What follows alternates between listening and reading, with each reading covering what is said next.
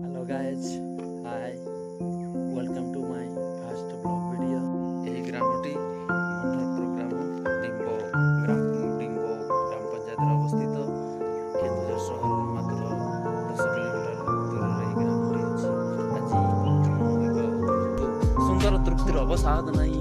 ଯେତେ ଦେଖୁଥିଲେ ମାଲି ସୁତାଇ ଏହି ଗୃହରୁ ମାତ୍ର 20 ମିଟର ଦୂରରୁ ଜଙ୍ଗଲ ଏହି ଗ୍ରାମଟି ପୁରା ଜଙ୍ଗଲ ଭିତରେ ପରିବେଷ୍ଟିତ ହୋଇଛି।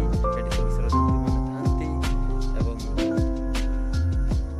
ଆପଣମାନଙ୍କୁ କହୁଛି ଆପଣମାନେ ସମସ୍ତେ ଗୋଟାଏ ଗୋଟାଏ ଗଛ ଲଗାନ୍ତୁ, ପରିବେଶ ସୁସ୍ଥ ରଖନ୍ତୁ। ସତରେ ଏମିତି ହେଉଛି ସୁନ୍ଦର। ଏଥିରେ ସୁନ୍ଦର ପାଣି, ଶାନ୍ତ ପରିବେଶ ଖୁବ୍ ସୁନ୍ଦର। ତେବେ ଆସନ୍ତୁ ଯିବା ସେହି ସ୍ଥାନଟି ଆପଣଙ୍କୁ ଦେଖେଇବି। ଚାଲନ୍ତୁ ଦେଖିବା କିଭଳି ଭାବରେ ପରିବେଶ ସୁରକ୍ଷା, ଜୀବନ ରକ୍ଷା।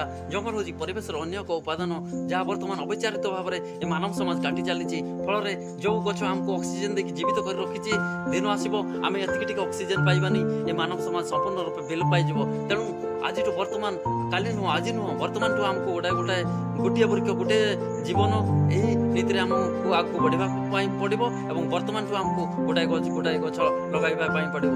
ଆଉ ଏକ ମୁଖ୍ୟ ସମସ୍ୟା ଦେଖୁଥିବେ, ବର୍ତ୍ତମାନ ଜୀବଜନ୍ତୁମାନେ ଆଉ ଜଙ୍ଗଲରେ ରହିପାରୁନାହାନ୍ତି। ତାଙ୍କର ଆଶ୍ରୟସ୍ଥଳୀକୁ ନଷ୍ଟ କରିଦିଆଯାଉଛି, ଜଙ୍ଗଲ କାଟି ଦିଆଯାଉଛି। ଫଳରେ ସେମାନେ ଗାଁ ମୁହାଁ ହେଉଛନ୍ତି। ଆପଣମାନେ ଦେଖୁଥିବେ ବର୍ତ୍ତମାନ ଡେଲି ନ୍ୟୁଜ୍ ପେପରରେ ବାହାରୁଛି, କାହା ଘର ଭାଙ୍ଗି ଦେଉଛନ୍ତି, କାହା ଫସଲ ନଷ୍ଟ କରିଦେଉଛନ୍ତି। ହାତୀ ସମସ୍ୟା ମୁଖ୍ୟ ସମସ୍ୟା ହେଇଛି। କେବଳ ଜଙ୍ଗଲ ନଷ୍ଟ ହେବାର ଏହାର ମୁଖ୍ୟ କାରଣ ଅଛି। ତେଣୁ ଜଙ୍ଗଲକୁ ସୃଷ୍ଟି କରିବା ପାଇଁ ପଡ଼ିବ, ନହେଲେ ସମାଜ ଧ୍ୱଂସ, ଏ ସମାଜ ମାନବ ସମାଜ ନିଶ୍ଚିତ ଭାବେ ଧ୍ୱଂସ